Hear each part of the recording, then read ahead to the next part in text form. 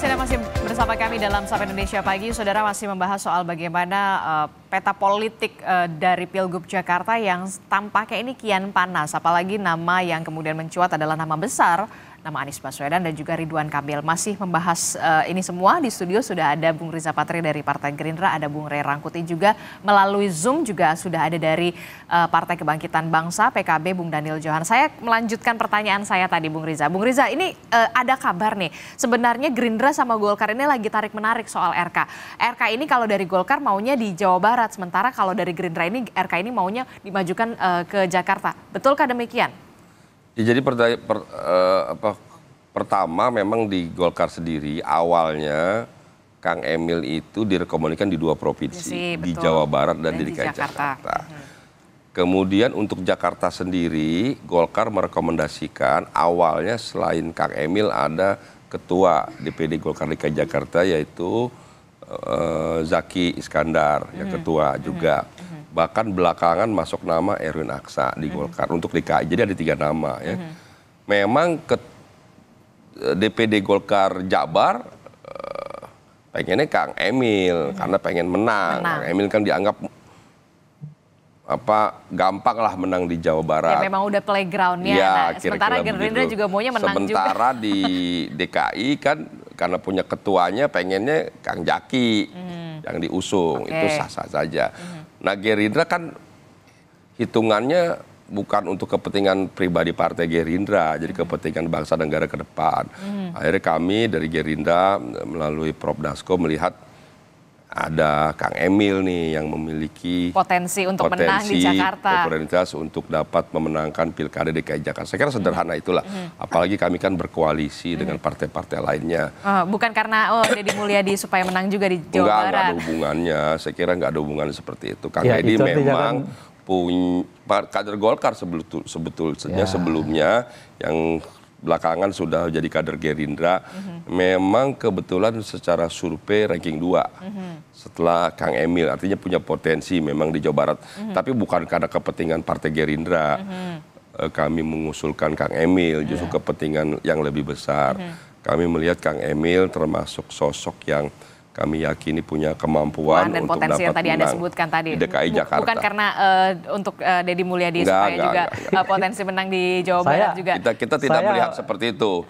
Itu kan kepentingan-kepentingan seperti itu kita selalu mementingkan kepentingan yang lebih besar, itu kepentingan bangsa negara. Oke, Bung Ray, gimana ya Bung Ray? Itu strategi camik dari Gerindra. Ya, artinya kan kalau Kang Emil pindah Jakarta dan di Jakarta juga didukung oleh Gerindra, itu artinya partai kedua setelah Golkar yang mendukung RK begitu ya. Nah itu artinya Gerindra dapat dua-dua, ya kan? Di Jakarta, Jawa Barat, dan itu semuanya besar. Jakarta ya karena mantan begitu ya, ibu kota negara gitu ya, dan daya tawar politiknya cukup kuat. Jawa Barat adalah salah satu daerah dengan pemilih terbesar di Indonesia gitu. Dua-duanya dimenangkan tanda kutip ya oleh Gerindra. Itu strategi camik dari Gerindra. Nah, apakah ini disadari Golkar? Itu pertanyaan berikutnya. Sebab Golkar bisa juga kehilangan dua-duanya gitu loh ya. Dia kehilangan di Jawa Barat karena tokohnya nggak ada, tapi di Jakarta belum tentu menang. Gitu kira-kira itu. Nah, inilah yang akan kelihatan apa namanya itu jadi bacaan-bacaan gitu ya di antara kedua partai ini gitu. Jadi supaya strateginya menang nih di Jakarta menang, di Jawa Barat juga menang. Nah, ini yang kemudian juga pertanyaan saya selanjutnya adalah soal gini. RK ini juga ada nama Kaisang begitu ya, nama Kaisang yang Kaisang juga menyebutkan memang nantilah tunggu kejutan di bulan Agustus. Nah kalau dari Partai Politik Koalisi Indonesia Maju ini melihat sosok Kaisang ini akankah memang akan meningkatkan elektabilitas RK jika memang maju di Jakarta, atau justru nantinya waduh jangan-jangan malah menggerus nih? Ya saya kira kan ya kebetulan kan di pemilu 2024, Pilpres, Pileg maupun Pilkada, itu kan pemilih dari kelompok milenial, kelompok muda kan melebihi 56%. Saya kira itu menjadi pertimbangan yang cukup baik untuk diperhitungkan ya. Mas Kaisang ini kan memang muda sekali ya. Mungkin calon wakil gubernur termuda nih. Kalau ya insya Allah kalau diusulkan oleh koalisi. Dan juga Mas Kaisang ini kan sosok baru ya, di Jakarta juga membutuhkan sosok-sosok baru ya. Jadi sosok baru itu punya keuntungan ya, punya kelebihan, tidak ada masalah dengan masa lalunya. Mudah-mudahan ini jadi modal bagi Mas Kaisang ke depan. Selebihnya tentu kita serahkan kepada Mas Kaisang pribadi dan juga partai PSI dan juga partai nanti yang akan bergabung mendukung Kang Emil tentu akan mempertimbangkan secara baik sejauh mana Mas Kaisang bisa mendongkrak ya perolehan suara di Pilkada DKI Jakarta. Saya pribadi melihat Mas Kaisang punya peluang dan potensi untuk dapat meningkatkan suara di Pilkada DKI Jakarta. Anda yakin ada potensi untuk meningkatkan, tidak menggerus? Ya, saya kira memang itu tidak mudah dijawab ya, karena prosesnya kan Pilkada kebetulan masih lama dan berlangsung di 27 November. Tapi saya, pengamat boleh menyampaikan seperti itu, tapi saya pribadi punya keyakinan Mas Kaisang dapat meningkatkan perolehan suara di DKI Jakarta. Anda sepakat, Bung Rey, justru nama Kaisang ini akan meningkatkan elektabilitas dari RK kalau memang keduanya memang maju di Pilgub Jakarta. Benarkah masih ada pengaruh Joko Widodo yang cukup kuat untuk bisa meningkatkan elektoral? Saya kira kalau Jakarta itu bukan pengaruh Pak Jokowi ya. Pak Jokowi di Jakarta menurut saya bacaan saya negatif, bukan positif. Mengapa? Jadi misalnya kalau Pak Prabowo menang di Jakarta itu bukan karena Pak Jokowi, itu ya karena Pak Prabowo. Memang salah satu basis Pak Prabowo itu ada di Jawa ini kan Jakarta, Banten dan Jawa Barat gitu. Makanya strategi itu bagus tadi tuh, pindahkan Emil ke Jakarta, biarkan dia dimasuk gitu loh. Karena ini semuanya basisnya Pak Prabowo. Jadi Pak Prabowo bisa menang di tempat-tempat ini gitu. Nah oleh karena itu kalau masuk Kaisang ke dalam sebagai calon wakil dari Pak Emil, bacaan saya justru melorotkan suara karena ada dua sentimen masuk. Sentimen pertama adalah tolak Jokowi gitu ya. Sentimen kedua adalah tolak nepotisme. Jadi tolak Jokowi itu di partai-partai berbasis non pendukungnya Pak Jokowi kan. Nah tolak nepotisme itu di kelompok kelas menengah ke atas gitu.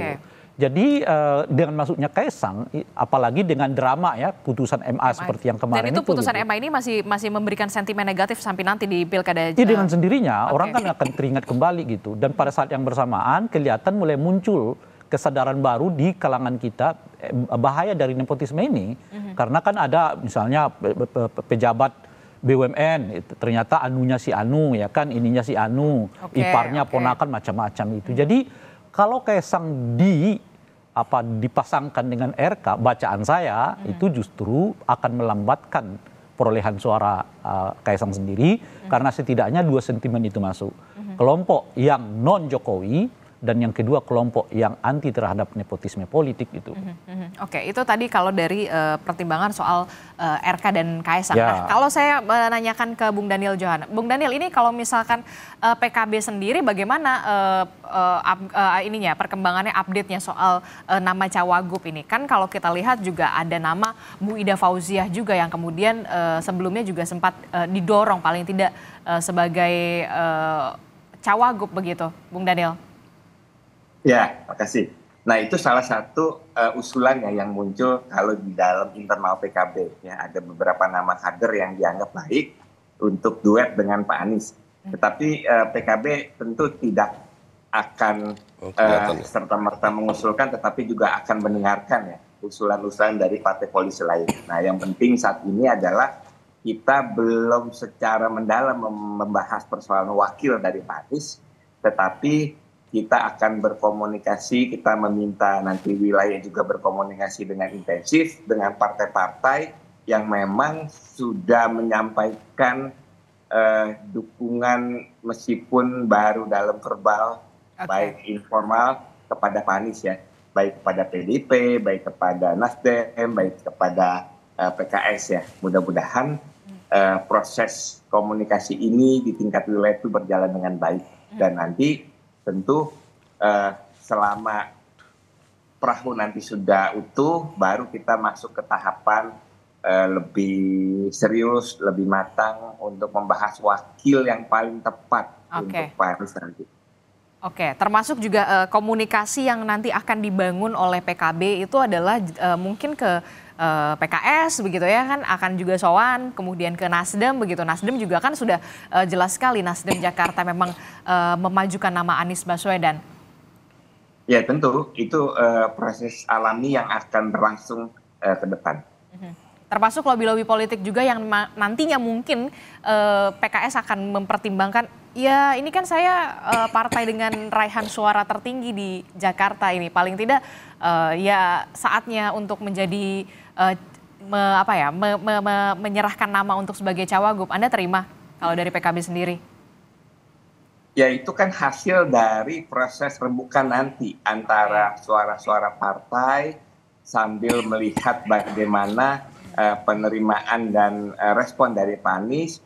Tetapi mungkin nanti kita juga akan menilai ukuran-ukuran yang lebih rasional. Artinya mungkin kita ada proses bagaimana elektabilitasnya, bagaimana penerimaan masyarakat, respon positif, respon negatif. Intinya yang untuk memastikan sehingga pasangan Pak Anies nanti itu adalah yang bisa memenangkan Pilkada DKI. Oke, baik. Kita ya kalau misalkan dari Bung Daniel mengatakan realistisnya akan seperti apa nanti dibahas di selanjutnya. Nah, kalau Bung Rey melihat bagaimana peluang antara PDIP dan PKS ini berkoalisi. Oke, kalau dari elitnya mungkin akan legowo, mencair, tapi basis masa mereka yang memang bertolak belakang kan? Kalau dilihat. Iya, itu yang saya sebut tadi kan Pilpres itu semacam eksperimen. Sejauh apa tingkat soliditas pemilih terhadap partai politik. Saya kira PDIP dengan perolehan suara seperti sekarang secara nasional itu menunjukkan parti ID mereka cukup tinggi. Artinya sekalipun digoncang sana sini, termasuk di dalamnya adalah keluarnya Pak Jokowi dari PDI Perjuangan gitu. Tapi perolehan suara mereka memang turun tapi tetap tinggi kan. Nah itu yang saya mau katakan soliditas pemilih mereka di Jakarta itu yang sekarang ini. Oleh karena itu kemanapun nanti pilihan PDI Perjuangan, besar dugaan saya ya ini akan tetap ikut mau ke koalisi dia siapapun gitu. Sebab di atas katakanlah misalnya sentimen mereka terhadap PKS ada sentimen yang lebih tinggi sekarang tuh. Yaitu jangan bersama dengan Jokowi gitu. Jadi itu sentimen PKS itu bisa melampaui di sentimen terhadap Pak Jokowi gitu ya. Nah itu satu. Nah PKS pada kenyataannya naik suaranya. Artinya artinya? Mereka juga udah melampaui tingkat. Kalaupun ada faktor Anies di dalamnya, ya itu yang didapatkan oleh PKS itu kenaikan itu gitu. Artinya apa?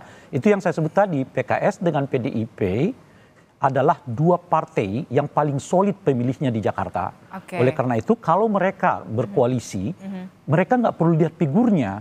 Pemilih mereka sendiri, karena pemilih mereka sendiri yang akan mendukung si figur siapapun ketua partainya. Dan menurut saya, karena kalau dilihat dari ujian itu tidak ada kesulitan bagi pemilih di Jakarta, bagi PKS dengan PDI untuk bersatu, karena mereka mempunyai katakanlah misalnya sekarang persoalan yang lebih besar dari sekedar hubungan mereka, yaitu adalah Pak Jokowi gitu. Nah dalam konteks itulah saya melihat kalau mereka maju atau kalau Anies mengabaikan kehadiran PKS dalam koalisinya gitu ya, sangat potensial PKS dengan PDI yang maju sendiri. Oke, nah pertanyaan selanjutnya, mungkinkah kemudian PKS dan PDIP membentuk poros baru di luar dari Anies Baswedan, ataukah memang nanti masuk ke dalam satu perahu dengan mengusung Anies Baswedan, cawagupnya siapa peluangnya? Kalau Kaisang nggak masuk, nggak masuk di Jakarta, potensi mereka bergabung besar. Kalau Kaisang nggak masuk. Kalau Anies mengambil wakil bukan dari PKS. Kenapa mesti Kaisang yang kemudian diperintahkan? Itu yang saya sebut tadi. Dua partai ini dipersatukan oleh kehadiran Jokowi di Jakarta gitu. Nah tapi kalau Kaisang masuk bersama dengan RK, nah itu yang membuat mereka solid. Satu perahu. Karena mereka menemukan apa yang saya sebutkan tadi itu lawan bersama tanda kutip, yaitu kehadiran Kaisang di Jakarta gitu. Nah jadi kalau lagi-lagi mungkinkah duanya? Mungkin. Apa yang nggak mungkin? Jokowi dengan Prabowo aja ketemu, malah saling dukung. Oke, tidak ada yang tidak mungkin tidak dalam dunia politik ya? Gaya nggak mungkin itu cuman yang disebut tadi oleh Bung Riza. Bahwa Bung Riza tidak tunduk pada perintah partai. Itu nggak mungkin kalau di Gerindra. Kalau Pak Jokowi sudah membuktikan yang lain. Dia nggak tunduk pada perintah partai dan keluar dari partai last minute justru ketika. Kalau kader partai Gerindra selalu patuh dan taat. Nah itu dia, itu dalam konteks ini itu yang nggak mungkin. Sebab di partai yang lain kejadian tuh, ya kan? Udah diusung, dia dukung juga anaknya gitu, ya kan? Dia seterusnya. Yang kemudian menjadi pertanyaan kita semua, kalau misalkan betul Kaesang ini maju di Jakarta, katakanlah seperti itu. Nah, siapa peluangnya yang kemudian bisa sepadan ini? Anies Baswedan dengan siapa nih cawagupnya? Kalau dari PKB kan pilihannya banyak sekali. Kalau PKB kan mungkin menyodorkan nama Ida Fauzia, tapi PKS juga kan punya bergen politik yang punya bandul, punya bandul sendiri banyak begitu sekali. bahkan Dari PKS Mardhani Alisera, peraih suara terbanyak di Jakarta. Ya kan? Dari PDI ada Ibu Risma, ada Azwar Anas, ada Ahok, banyak sekali yang bisa disodorkan. Kalau khususnya PDI menurut saya kita nggak usah bicara soal kader lah, bejibun ya kader mereka gitu ya. Nah jadi sangat oleh karena itu tidak jadi persoalan bagi mereka untuk menyodorkan kader gitu. Nah justru pertanyaan saya adalah kalau misalnya PKB nggak mendapatkan cawagup di Anies itu, mereka masih setia nggak terhadap Anies Baswedan gitu. Sebab ada peristiwa sebelumnya. Mereka mendapatkan cawapres, pindah tuh. Udah ditikung lagi. Iya, berlalu haluan gitu. Tiba-tiba di sono misalnya diminta jangan sampai kalah lobby lagi. Nah itu bukan soal kalah lobby. Iya, itu dia maksud saya. Nah justru yang saya mau tanya itu Bung Daniel, kalau kenyataannya di Jakarta tidak mendapatkan posisi cawagup, kejadian di Pilpres jadi terulang nggak nih gitu loh. Bung Daniel silahkan singkat saja terakhir. Gimana Bung Daniel? Saya belum tahu karena nggak bisa mendahului yang belum kejadian. Tetapi waktu deklarasi wilayah bahkan calon tunggal, berarti posisi calon tunggal adalah suatu keyakinan yang penuh yang disampaikan oleh PKB DKI.